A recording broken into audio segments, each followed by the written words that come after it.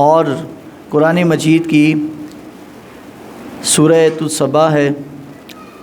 یہ رات کے صورتوں میں، رات کی تلاوت میں اللہ تبارک تعالیٰ کے پاک کلام کے اندر ان کی تلاوت کی گئی ہے۔ تو آج کے درس میں ان صورتوں کے حوالے سے مختصر انداز میں عرض کروں گا۔ دعا ہے اللہ تعالیٰ میں سنا کر عمل کی توفیق عطا فرمائے۔ معزز سامعین محترم، سورہ عنکبوت، عنکبوت عربی میں کہتے ہیں مکڑی کے جالے کو۔ مکڑی کا جالا جو ہوتا ہے اس کو عربی میں عنکبوت کہتے ہیں۔ اور اللہ تعالیٰ نے یہ آیت اتاری ہے، یہ سورہ مبارکہ نازل کی ہے مکہ میں۔ اور مکہ میں اس سورہ مبارکہ کی نازل کرنے کی وجہ یہ ہے کہ کفار مکہ جن بتوں کی عبادت کرتے تھے، اللہ تعالیٰ نے ان بتوں کی عبادت کی مثال ایسے بیان کی ہے، جس طرح فرمایا لوگ اگر مکڑی کے جالے پر یقین کر لیں اور اس پہ وزن لاد دیں تو جس طرح مکڑی کا جالا ایک کمزور ہے، اس طرح کفار مکہ کا اپنے بتوں پر جو یقین ہے اللہ کے نزدیک ایسے کمزور ہے۔ یعنی عقلی لحاظ سے بت کوئی مدد نہیں کر سکتے، جس طرح مکڑی کا جالا کسی کا وزن نہیں اٹھا سکتا۔ تو یہ سورہ مبارکہ اللہ تعالیٰ نے اپنے محبوب علیہ السلام پر بتوں کے رد میں بیان کی ہے اور ان کے رد میں نازل فرمائی ہے۔ اس کی جو شروع والی 3 آیتیں جو میں نے تلاوت کی ہیں، یہ مسلمانوں کا ایک جو بنیادی تصور ہے ہمارا آج کل کے دور میں کہ جناب اگر ہم مسلمان ہو گئے ہیں اور مسلمانی کی حالت میں ہمیں موت آ گئی تو بس ہمارے لیے یہی کافی ہے، ہمیں عمل وغیرہ کی کوئی ضرورت نہیں، نماز روزے کی کوئی ضرورت نہیں، کردار کی کوئی ضرورت نہیں، اخلاق کی کوئی ضرورت نہیں، بس یہی ہے کہ ٹھیک ہے مسلمان ہیں، ہم حضور کی امت ہے، ہم نے آخر میں جنت میں جانا ہے۔ لیکن قرآن مجید اس سے علاوہ بات کرتا ہے۔ حضور کی شفاعت کا انکار نہیں ہے، لیکن اللہ نے یہ بتایا ہے کہ خالی کلمہ پڑھنا کافی نہیں ہے، کلمہ پڑھنے کے ساتھ اور بھی چیزیں ضروری ہیں۔ اللہ فرماتا ہے احاسب الناس، لوگ یہ گمان کرتے ہیں ان یترکوا ان یقولوا آمنا، کہ لوگوں کو بس کلمے کے نام پر ہی چھوڑ دیا جائے گا، وہم لا یفتنون، اور وہ آزمائے نہیں جائیں گے۔ اللہ فرماتا ہے یہ لوگ قیامت والے دن آزمائے جائیں گے اور ان سے اس کے بارے میں پوچھا جائے گا۔ ایک قاری صاحب بند کر دو، میرے خیال سمجھ آ رہی ہے دونوں؟ بند کر دو، کوئی نہیں، ٹھیک ہے۔ تو اللہ پاک ارشاد فرماتے ہیں کہ لوگ اگر کلمہ پڑھتے ہیں، ٹھیک ہے بند کر دو، کر سب بند کر دو، سمجھ نہیں آ رہی ہو، مینوں بھی گل بھول رہی بچوں، ٹھیک ہے بس ٹھیک ہے کافی ہے، سادی آواز نے سنائی دے رہا ہے، کوئی نہیں۔ اللہ پاک فرماتے ہیں کہ لوگ سمجھتے ہیں کہ شاید مسلمان ہونا ہی کافی ہے، جس کو اقبال نے بھی اپنی شاعری میں بھی یہی کہا تھا، زبان سے کہہ دیا لا الہ الا اللہ تو کیا حاصل، جب تک دل اور نگاہ مسلمان نہیں تو کچھ نہیں۔ زبان سے بھی مسلمان اپنا اعلان کر دے کہ میں مسلمان ہوں، تو اللہ کے ہاں قابل قبول نہیں ہے جب تک کلمے کا تقاضا جب تک پورا نہیں کرے گا۔ کلمے کا تقاضا کیا ہے؟ کلمے میں پہلا لفظ ہی کیا ہے بھائی؟ لا کیا چیز ہے؟ کہ اپنے باطنی خداؤں، اپنے اندر جو نفسانی خدا ہیں ہمارے، جس کو ہم خدا مانتے ہیں نفس کو، یعنی جیسے رب کی ماننی چاہیے ہم نفس کی ویسے مانتے ہیں، اپنے نفس کے خدا کی، اپنی انا کی نفی کرنا، یہاں سے کلمے کا تقاضا شروع ہوتا ہے۔ بس اپنی میں کو جب مار دیا نا اور رب کی ہاں میں ہاں ملا دی تو تب آپ حقیقت میں مسلمان بنے ہو، یہ قرآن کہتا ہے۔ اور اللہ فرماتا ہے وَهُمْ لَا يُفْتَنُونَ، اور کلمے کے بعد پھر آزمائش بھی ہے۔ وَلَنَبْلُوَنَّكُمْ بِشَيْءٍ مِّنَ الْخَوْفِ، قرآن کہتا ہے ہم عنقریب تمہیں آزمائیں گے خوف کے ذریعے سے، وَنَقْصٍ مِّنَ الْأَمْوَالِ، اور مال کے نقصان کے، وَالْأَنفُسِ وَالثَّمَرَاتِ، جان کا نقصان سے اور کھیتیوں کے نقصان سے، وَبَشِّرِ الصَّابِرِينَ، جو صبر کریں گے ان کے لیے جنت ہے اور ان کے لیے ان کا ایمان فائدہ دے گا۔ خالی کلمہ پڑھ لیا کہ بس ٹھیک ہے کلمہ پڑھ لیا، ہم تو سرکار کی امتی، ہم نے تو، یعنی ساڈے کئی مولویوں نے ایسی کہانیاں کرائی ہیں کہ بس ٹھیک ہے بھائی کلمہ پڑھ لے، نماز پڑھ یا نہ پڑھ تو بخشا ہے، ایسی بات نہیں ہے۔ قرآن جو بات کہہ رہا ہے کہ کلمے کے بعد، ایمان کے بعد پھر آزمائش ہے، آزمائش کے بعد پھر جنت ہے۔ اور یہاں تک کہ رحمت دو عالم صلی اللہ علیہ وسلم نے حدیث میں ایک مثال بیان کی ہے، صحیح بخاری اور مسلم میں حضور نے ارشاد فرمایا کہ جنت، ان الجنت تحت ظلال السیوف، اللہ تعالیٰ نے جنت پتہ کہاں پہ رکھی ہے؟ صحابہ نے پوچھا یا رسول اللہ کہاں پہ؟ فرمایا ان الجنت تحت ظلال السیوف، اللہ نے جنت کو تلوار کے سایوں کے نیچے یعنی مشقتوں کے نیچے رکھا ہے۔ تو جناب روزہ نہ رکھے، روزے کی مشقت نہ اٹھائیں، تو تراویح کی مشقت نہ اٹھائیں، اور جناب 27ویں کو آگے یا اللہ میں آ گیا بس مینوں بخش دے، تو بھائی جو پہلے لائن میں لگے ہیں حصہ تو ان کو ملنا ہے نا، جن نے روزے کی مشقت بھی اٹھائی ہے جی، اور بھی جب 27ویں کو بھی نہیں آتے تو عید کو آ جاتے ہیں۔ عید کو کتنا رش ہوتا ہے، اور عوام وہیں کی ہے جہاں مسجدیں ہوتی ہیں، وہیں کی عوام نکلتی ہے لیکن نماز کے لیے نہیں آتی۔ تو اللہ فرماتا ہے ایسا نہیں ہے، بلکہ وَلَقَدْ فَتَنَّا الَّذِينَ مِن قَبْلِهِمْ، تم سے پہلے بھی لوگوں کا میں نے آزمائش کی ہے۔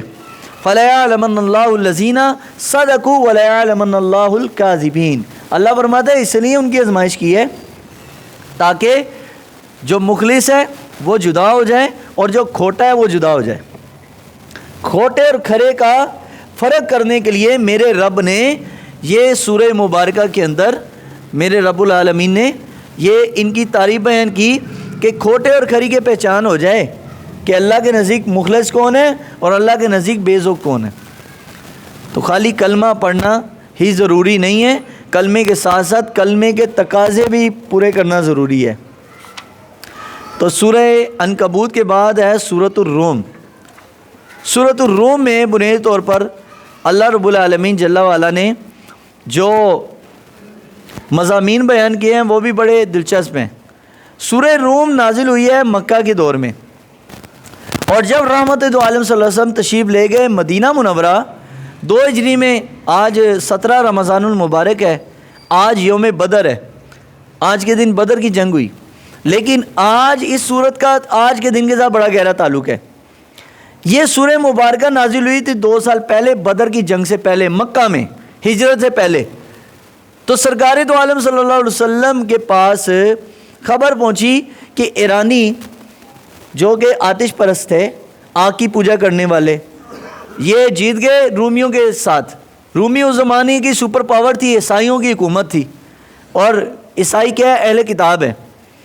اور جب اہل کتاب عیسائی جیتے تھے مسلمان خوشی مناتے تھے، اور جب آتش پرست یعنی آگ کی پوجا کرنے والے جیتے تھے تو مکہ کے کافر بڑے خوش ہوتے تھے۔ اس سال جب یہ سورہ مبارکہ اتری ہے، اس سال جیتے ایرانیوں نے بہت سارا علاقہ رومیوں کا فتح کر لیا۔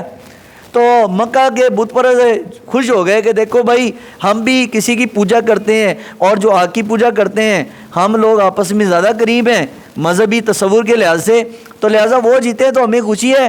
تمہارے اہل کتاب جو تمہاری طرح ایک خدا کو ماننے والے، ایک کتاب کو ماننے والے، ایک نبی پر ایمان لانے والے، وہ ہار گئے ہیں، لہٰذا تم غم کرو۔ اللہ تعالیٰ نے اپنے محبوب کی تسلی کے لیے بتایا، محبوب پریشان ہونے کی ضرورت نہیں، ایک وقت ابھی آنے والا ہے ان قریب کہ ہم اس زمانے میں ایرانیوں کی حکومت کو گرا دیں گے اور رومیوں کا فتح دیں گے۔ یعنی بہت سارے علاقہ ایرانیوں کا وہ عیسائیوں کے قبضے میں چلا گیا۔ تو اللہ نے اس کی پیشن گوئی 2 سال پہلے کی تھی، فرمایا الف لام میم غلبت الروم فی ادنى الارض وهم من بعد غلبهم سيغلبون فی بضع سنین للہ الامر من قبل ومن بعد یومئذ یفرح المؤمنون۔ اللہ نے فرمایا ایک وقت آئے گا مسلمان بڑی خوشی منائیں گے جس دن رومی آج تو ہارے ہیں لیکن آنے والے وقت میں رومی جیت جائیں گے، اور رومیوں کے اوپر رومی جیت جائیں گے اور ایرانیوں کے اوپر اہل کتاب عیسائی حکومت کریں گے، اور اس دن مسلمان خوشی منائیں گے۔ تو وہ وقت آیا جب 17 رمضان المبارک بدر کی جنگ ہوئی۔ جس دن بدر کی جنگ ہوئی اسی دن ہی رومیوں کے خلاف، ایرانیوں کے خلاف رومیوں نے بہت بڑی فتح حاصل کی، اور یوم الفرقان کا دن، بدر کا دن مسلمانوں کے لیے ڈبل خوشی کا باعث بنا۔ ایک بت پرستوں کے خلاف مسلمان جیتے، اور دوسرا عیسائی ایرانیوں کے خلاف جیت گئے، تو مسلمانوں کے لیے ڈبل خوشی کا دن تھا وہ۔ تو اللہ تعالیٰ نے سورۃ الروم کے اندر بنیادی طور پر ان کا تذکرہ فرمایا، اور ان کا تذکرہ فرما کر پھر فرمایا بنصر اللہ ینصر من یشاء، یہ اللہ کی مدد ہے، اللہ کی مدد ہے اگر اللہ میدان جنگ میں کسی کی مدد کرے، اور اللہ کی مدد ہے کہ جس کی مدد اللہ تعالیٰ نہ کرے۔ اللہ نے بدر والے دن مسلمانوں کی 5000 فرشتوں کے ذریعے سے مدد کی، اور اس کا تذکرہ پھر قرآن مجید میں مکمل آیا۔ تو اگلی جو سورہ مبارکہ ہے سورۃ الروم کے بعد میرے رب العالمین نے سورہ سجدہ، سورۃ السجدہ قرآن مجید کی وہ صورت ہے جو میرے آقا کریم صلی اللہ علیہ وسلم کے بارے میں بی بی عائشہ صدیقہ رضی اللہ تعالیٰ عنہا ام المومنین فرماتی ہیں، اللہ کے پیارے محبوب صلی اللہ علیہ وسلم رات کو تب تک سویا نہیں کرتے تھے جب تک سورہ سجدہ اور سورہ ملک کی تلاوت نہ کر لیتے۔ یہ دو صورتیں اپنی زندگی کا معمول بنائیں، سورہ ملک پڑھیں اور سورہ سجدہ پڑھیں، کیونکہ اس کی برکت یہ ہے کہ یہ پڑھنے والا بندہ عذاب قبر سے اللہ اس کو محفوظ کر دیتا ہے۔ جو شخص سورہ سجدہ اور سورہ روم رات کو پڑھتا ہے عذاب قبر اس کو نہیں ہوتا۔ تو دنیا میں اپنی قبر کو تم نے دنیا میں ہی جنت بنانا ہے۔ اگر چاہتے ہو کہ قبر میری جنت کا باغ بن جائے، دنیا میں اس کے لیے تم کیاری لگانا شروع کر دو۔ کیا کیاری؟ سورہ قرآن مجید کی سورہ ملک اور سورہ سجدہ پڑھیں۔ کون سی؟ قرآن میں 2 سورہ سجدہ ہیں، اور یہ الف لام میم جو 21ویں پارے والی سورہ سجدہ ہے، یہ سورہ سجدہ آپ صلی اللہ علیہ وسلم رات کو پڑھتے تھے۔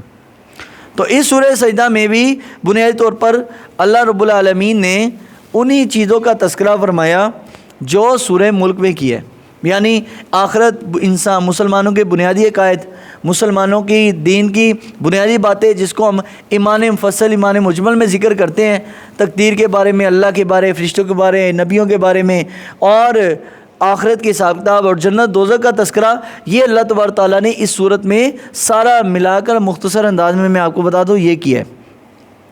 اللہ تعالیٰ نے ارشاد فرمایا قرآن مجید میں، اللہ الذی، اللہ نے اپنی تعریف بیان کی کہ میں کون ہوں۔ اللہ کی ذات کون سی ذات ہے؟ فرمایا اللہ الذی خلق السماوات والارض وما بینہما فی 6 ایام ثم استوى علی العرش ما لکم من دونہ من ولی ولا شفیع افلا تتذکرون۔ اللہ نے فرمایا میں وہ ذات ہوں کہ جس نے خلق السماوات والارض، زمین و آسمان کو بنایا، وما بینہما، اور جو اس کے درمیان میں ہے، آسمان اور زمین کو بھی بنایا اور اس کے درمیان میں جو کچھ ہے یہ سب اللہ نے بنایا، اور فرمایا فی 6 ایام، اللہ نے فرمایا 6 دنوں میں بنایا۔ 6 دنوں میں، دن اور رات میں اللہ تعالیٰ نے زمین آسمان کو بنایا۔ ثم استوى علی العرش، اس کے بعد میرا رب عرش پر مستوی ہو گیا جیسا اس کی شان کے لائق تھا۔ استوى علی العرش کا معنی، استوى علی العرش کا مفہوم کیا ہے؟ یاد رکھیے، استوا کا معنی ہوتا ہے بیٹھنا، لیکن اللہ تبارک تعالیٰ کے لیے ایسی جگہ متعین کرنا، اللہ کے لیے جگہ، اللہ کے لیے وقت مقرر کرنا، یہ غلط ہے، کیونکہ قرآن میں دوسری جگہ میرے رب نے فرمایا لیسا کمثلہ شیء، اللہ کی مثال دنیا میں کوئی شے نہیں ہے۔ جب رب کی مثال دنیا کی کوئی شے ہو نہیں سکتی تو پھر اللہ کی طرح بیٹھنا، اللہ کی طرح استوا کرنا، اس کا عقیدہ بتانا یہ غلط ہے۔ ہاں، اس آیت کا مطلب کیا ہے؟ اس آیت کا مطلب یہ ہے کہ بس اللہ نے بتایا استوا علی العرش، اللہ کا استوا، اللہ تبارک تعالیٰ کا عرش پر مستوی ہونا ہے، صرف اس آیت پر ایمان لانا ضروری ہے، اس کو تفصیل کے ساتھ سمجھنا اور اس کو کھولنا ہمارے لیے ضروری، کیونکہ قیامت کو ہم سے اس بارے میں نہیں پوچھا جائے گا۔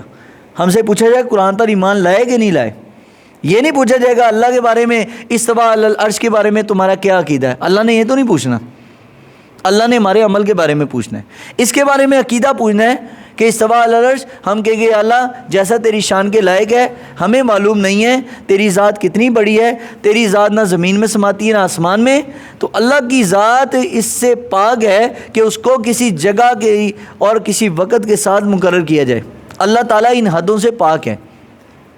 تو اللہ تبارک تعالیٰ نے فرمایا الذی احسن کل شیء خلقہ وبدأ خلق الانسان من طین، اور فرمایا اللہ کی ذات وہ ہے جس نے ہر چیز کو احسن طریقے پر پیدا کیا، خوبصورت۔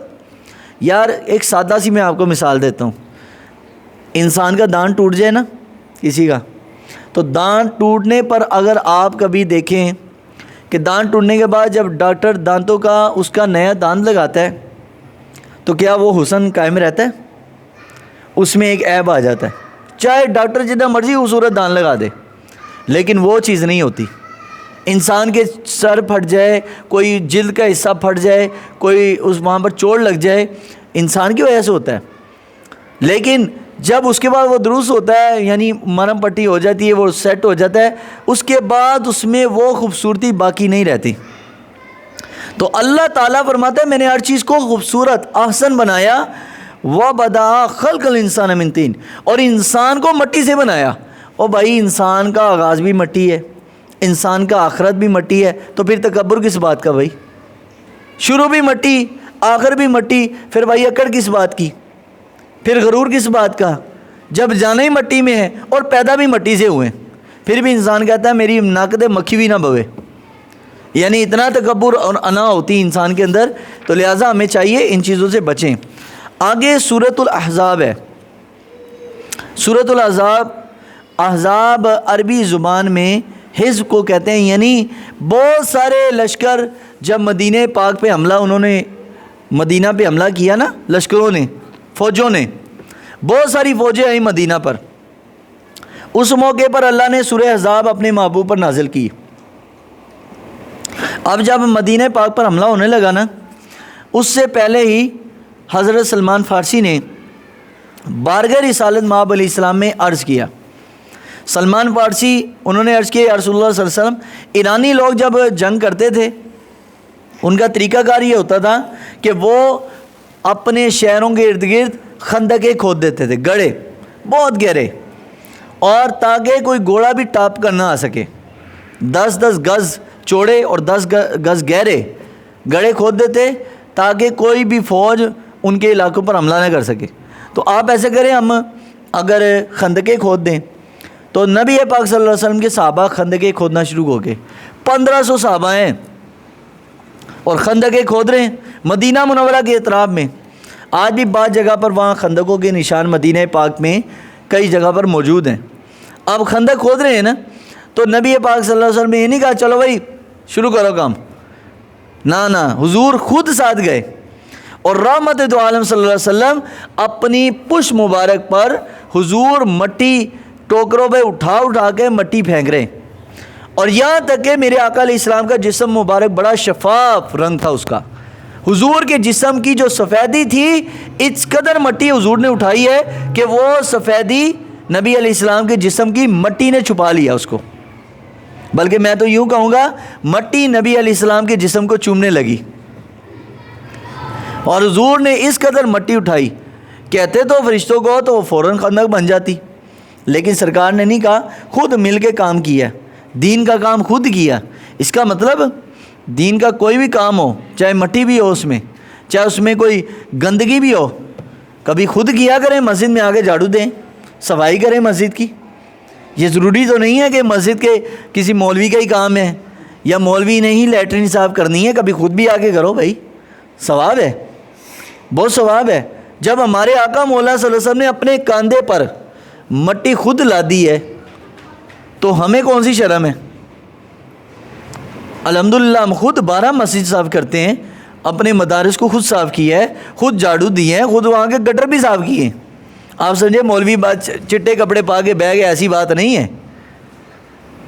ہم اپنے زمانے طالب علمی میں اپنے آپ کو مٹی کے ساتھ مٹی بنایا، آج ایسے تو نہیں ہم ممبر پہ بیٹھ گئے۔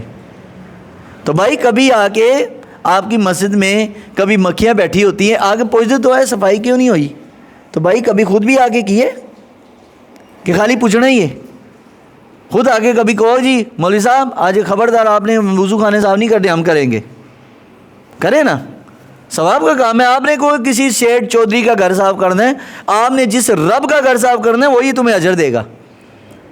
ہمارے آقا مولا صلی اللہ علیہ وسلم نے ٹوکرے نہیں اٹھائے مٹی کے، اپنے کندھے پر یہاں پر اٹھائے، اور حضور اٹھا کے گڑھا کھود رہے۔ ایک دفعہ سلمان فارسی رضی اللہ تعالیٰ گڑھا کھود رہے اور زمین میں گڑھا بنا رہے، نیچے پتھر آ گیا، اب وہ پتھر ٹوٹ نہیں رہا تھا، بڑے صحابہ نے کوشش کر لی، حضرت علی آئے، حضرت خالد بن ولید آئے، اور بھی صحابہ کرام آئے، کسی کے ذریعے وہ نہ ٹوٹا۔ بڑے جلیل صحابہ، حضرت عمر جیسے لوگ تھک گئے۔ میرے آقا علیہ الصلوۃ والسلام نے اپنے ہاتھ میں وہ کئی ہوتی ہے وہ پکڑی اور اس کے ذریعے اس کو مارا 3 دفعہ۔ پہلی دفعہ مارا نہیں ٹوٹا، پھر مارا نہیں ٹوٹا، پھر دوسری دفعہ مارا حتیٰ کہ وہ پتھر جو ہے پھٹ گیا۔ حضور نے اپنے ہاتھ سے کام کیے، محنت کی ہے۔ 12 قصہ مختصر، 1500 صحابہ تھے۔ اب کھانے صحابہ ابھی تک غزوہ خندق تک صحابہ کرام پیٹ بھر کے روٹی نہیں تھی ان کے پاس، لیکن جنگ میں گئے۔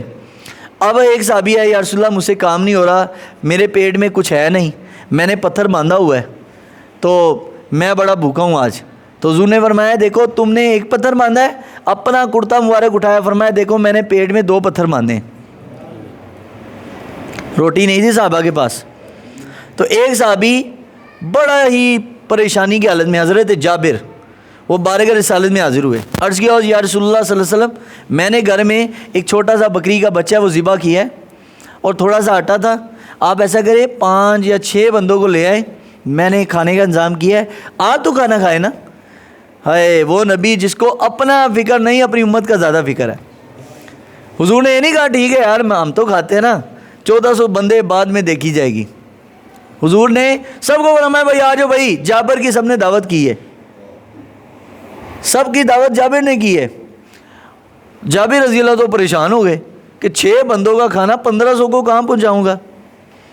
تو نبی علیہ السلام سے کہنے لگے حضور ہم نے تو آپ کو بلایا تھا، اب یہ شرمندگی ہوگی اتنے لوگ بھوکے جائیں گے تو۔ فرمایا جابر تیرا کام بس اتنا تھا، روٹی کھلانا اور روٹی دینا میرے رب کا کام ہے۔ اس کا مطلب کسی کی روٹی کوئی کسی کو پوری نہیں کر سکتا، سمجھ آئے نا، روٹی میرے رب نے پوری کرنی ہے، یہ رب کا کام ہے۔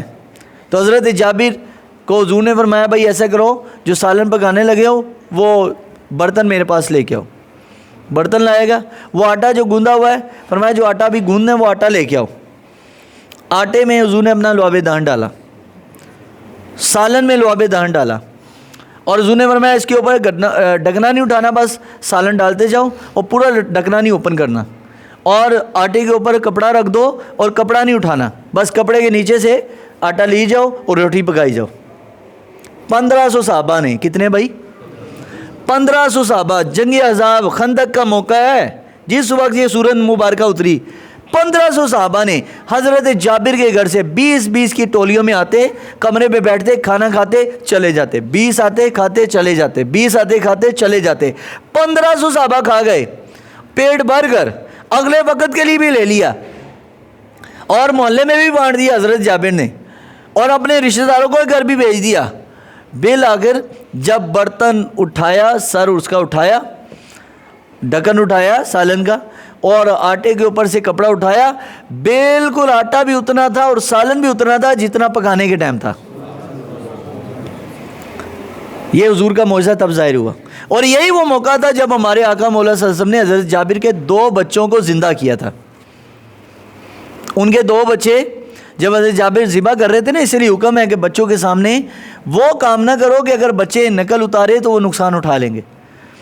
اب وہ بچے کے سامنے ہی انہوں نے بکری ذبح کی، تو چھوٹے بھائی کو بڑے بھائی نے، حضرت جابر کے بچے چھوٹے چھوٹے تھے، تو بڑے بھائی نے چھوٹے بھائی کو لٹایا، اس کے گلے پر چھری پھیری، ذبح کر دیا۔ اب وہ بچہ پریشان ہو گیا، اس نے اوپر چھت سے چھلانگ ماری، دوسرا بچہ بھی اللہ کو پیارا، اور فرمایا جابر جب حضور گھر میں آئے بچے فوت ہوئے تھے اور اتنے مہمانوں کا وزن بھی، بندہ تو پریشان تو ہو جاتا ہے۔ تو حضور نے فرمایا جابر جب تک تیرے بچے نہیں نہ آئیں گے میں کھانا نہیں کھاؤں گا۔ عرض کیا حضور آپ کھائیں، وہ بچے باہر ہوں گے، تھے تو باہر ہی لیکن فوت تھے، ان کے اوپر کپڑا ڈالا ہوا تھا۔ تو فرمایا یا رسول اللہ وہ بچے ایسے ہوا، بچے فوت ہو گئے، تو فرمایا ان کو میرے پاس لے کے آؤ۔ حضور نے اپنا دست مبارک پھیرا، دونوں بچے زندہ ہو گئے۔ لوگ کہتے ہیں وہ کیا نام ہے اس کا، وہ انڈیا کا کیا ذاکر نائک کہتا ہے جی حضرت عیسیٰ نے تو مردوں کو زندہ کیا، ہمارے نبی نے جو مردوں کو زندہ کیا وہ حدیثیں ضعیف ہیں۔ اور میں نے کہا کچھ شرم کر، حضرت عیسیٰ حضرت نبی پاک صلی اللہ علیہ وسلم کا مقتدی ہے، نبی پاک صلی اللہ علیہ وسلم مردوں کو زندہ کریں، حضرت عیسیٰ مردوں کو زندہ کرے، وہ قرآن میں آ جائے، اور میرے آقا کے بارے میں قرآن مجید نے کوئی معجزہ ذکر نہیں کیا. حضور علیہ السلام کے ہاتھ، حضور کے جسم، حضور کی ذات کو میرے رب نے معجزہ کہا ہے. جب سرکار کا وجود ہی ایک معجزہ ہے تو سرکار کا ہاتھ پھیرنا بھی معجزہ ہے اور نبی کا زبان سے لفظ نکالنا بھی معجزہ ہے. تو ہمارے حضور نے جو معجزہ، حضور کے 10,000 سے زیادہ معجزات ہیں نبی علیہ السلام کے، لیکن زیادہ تر معجزات ظاہر ہوئے ہیں کفار کے معاملے میں، کیونکہ مسلمان تو جو صحابہ بن جاتے تھے وہ تو نبی پاک سے کوئی معجزہ طلب ہی نہیں کرتے تھے، زیادہ تو وہ تو ایمان لے آتے تھے، کوئی معجزہ طلب نہیں. تو اس موقع پر سورہ احزاب نازل ہوئی اور اللہ تبارک تعالیٰ نے اپنے پیارے محبوب علیہ السلام کو 2-3 احکامات بڑے واضح دیے. ایک یہ کہ نبی علیہ السلام کو بتایا کہ جو منہ بولا بیٹا ہوتا ہے وہ منہ بولا بیٹا بیٹے کی طرح نہیں ہوتا. منہ بولے بیٹے کی بیوی سے شادی ہو سکتی ہے. منہ بولا بیٹا، حضرت زید کون تھے؟ منہ بولے بیٹے. اور یہ واحد صحابی ہیں جن کا قرآن میں نام کے ساتھ ذکر ہے. پورے قرآن میں کسی صحابی کا نام کے ساتھ ذکر نہیں آیا. سورہ احزاب میں آئے ایک حضرت زید رضی اللہ تعالیٰ، جن کو نبی پاک صلی اللہ علیہ وسلم نے بچپن سے پالا. اب اس صحابی رسول نے حضرت زینب سے نکاح کیا. وہ نکاح ایک دن ہی چلا، ایک دن کے بعد ہی وہ طلاق ہو گئی. حضرت نے طلاق دی کیونکہ حضرت زینب کا مزاج جو ہے نا وہ ذرا غصے والا تھا. حضرت زید نے طلاق دی تو نبی علیہ السلام نے ان کو پیغام نکاح بھیجا. جب پیغام نکاح بھیجا تو مدینہ منورہ کے یہودیوں نے اور مدینہ کے منافقین نے کہا دیکھو جی حضور صلی اللہ علیہ وسلم نے تو اپنی بہو کے ساتھ نکاح کیا ہے، یعنی منہ بولے بیٹے کی بیوی. تو اللہ نے فرمایا منہ بولا بیٹا بیٹا نہیں ہوتا، اس کی عورت سے بھی پردہ ایسے ہی فرض ہے جس طرح کے دوسری عورتوں کے ساتھ، اور جس طرح دوسری عورتیں نبی پر حلال ہیں اس طرح منہ بولے بیٹے کی بیوی بھی جو طلاق ہو چکی ہے وہ بھی نبی صلی اللہ علیہ وسلم پر کیا ہے؟ حلال ہے. تو اس موقع پر اور پھر اللہ نے آپ صلی اللہ علیہ وسلم کی بیویوں کی شان بیان کی کہ اے نبی کی بیویوں لستن کاحد من النساء، تم عام عورتوں کی طرح نہیں ہو. اور پھر اللہ تعالیٰ نے نبی پاک کی اہل بیت کا ذکر کیا، انما یرید اللہ لیذھب عنکم الرجس اہل البیت ویطہرکم تطہیرا. اے نبی کی آل، ہم نے تمہیں پاکوں میں سے پاک بنا دیا. نبی پاک کی آل کو اللہ تعالیٰ نے اہل بیت کو پاک بنا دیا. بعض لوگ کہتے ہیں اہل بیت میں بس پنجتن پاک ہیں، حضور کی بیویاں نہیں ہیں. اور بھائی حضور کی بیویاں اگر اہل بیت میں نہیں ہیں تو اور کون ہے؟ اصل تو حضور کی بیویاں ہی ہیں. لیکن سیدہ فاطمہ کیونکہ بیٹی تھی، نبی علیہ السلام نے ان کا نکاح حضرت علی سے کر دیا تھا. وہ حضور علیہ السلام کی اولاد نرینہ نہیں تھی، لیکن حضور نے اعزازاً ان کو بھی اپنی اولاد قرار دیا. حسن و حسین جو کہ پوتے یا بیٹے نہیں ہیں، حضور نے اعزازاً ان کو اپنا بیٹا قرار دیا. حضرت علی جو حضور کی اولاد نہیں ہے، چچا زاد بھائی ہیں، حضور نے ان کو بھی اپنی اہل بیت میں شامل کیا. آپ بتائیں آپ کے خاندان میں کوئی داماد ہو تو آپ کا گھر والا کہلا سکتا ہے؟ گھر والا آپ کا بیٹا کہلا سکتا ہے، داماد نہیں ہوتا. لیکن داماد کو حضور نے بطور اعزازاً اپنی اہل بیت قرار دیا. اس کے بعد دروشی والی آیت اس میں آئی ہے جو اکثر ہم پڑھتے ہیں، ان اللہ و ملائکتہ یصلون علی النبی یا ایھا الذین آمنوا صلوا علیہ وسلموا تسلیما. اللہ اور اس کے فرشتے نبی پاک پر درود و سلام بھیجتے ہیں. اے ایمان والو تم بھی آپ صلی اللہ علیہ وسلم پر درود و سلام بھیجا کرو. اچھا بھائی، کئی ہمارے نعت خوان اور نقیب حضرات میں بولو میں ہو جی ہم بھی وہی کام کرتے جو رب کر رہا ہے جی، درود و سلام. تو بھائی اللہ کا درود و سلام کیا ہے اور ہمارا درود و سلام کیا ہے؟ تھوڑا سا فرق سمجھ لے. اللہ کا، فرشتوں کا اور اس امت کا درود و سلام میں فرق ہے. اللہ کا درود و سلام کیا ہے کہ اللہ اپنے نبی پر رحمت جو نازل کرتا ہے، انوارات کی بارش کرتا ہے، یہ میرے رب کا درود و سلام ہے. فرشتے جو آپ صلی اللہ علیہ وسلم پر درود و سلام بھیجتے ہیں وہ نبی علیہ السلام کے درجات کی بلندی ہے. اور جو امت اپنے نبی پر درود و سلام بھیجتی ہے یہ امت کے گناہوں کا کفارہ ہے. یعنی مثال میں آپ کو بتا دوں، کوئی بندہ استغفار کرنا چاہتا ہے نا، وہ درود و سلام پڑھ لے، وہ درود بھی ہے نبی پر اور اس کے حق میں استغفار بھی ہے. تو حدیث شریف ہے کہ قیامت والے دن وہ شخص میرے سب سے زیادہ قریب ہوگا جس نے مجھ پر کثرت سے درود و سلام پڑھا ہوگا. اس لیے رمضان میں آپ تلاوت کر رہے ہیں، عمل قرآن کی تلاوت کر رہے ہیں، بڑی فضیلت ہے. نہیں کر پا رہے درود و سلام پڑھو. درود و سلام نہیں پڑھ پا رہے، استغفار کرو، اپنے کسی لمحے کو ضائع نہ جانے دو، کثرت سے زبان سے تسبیحات ذکر و اذکار نکالیں، کیونکہ رمضان کا لمحہ اگر آپ سوئے بھی رہیں تو عبادت ہے، روزے میں سونا بھی عبادت ہے، لیکن رمضان کی حالت، روزے کی حالت میں آپ زبان سے تسبیحات پڑھتے جائیں تو اس کی فضیلت جیسی کوئی فضیلت نہیں ہے۔ اللہ تبارک تعالیٰ کی بارگاہ میں دعا ہے اللہ ہمیں عمل کی توفیق عطا فرمائے۔ اللہم صلی علی سیدنا و مولانا محمد وعلی آل سیدنا و مولانا محمد وبارک وسلم۔ ربنا تقبل منا انک انت السمیع العلیم وتب علینا انک انت التواب الرحیم وافوض امری الی اللہ ان اللہ بصیر بالعباد۔ صلی اللہ تعالی علیہ وسلم۔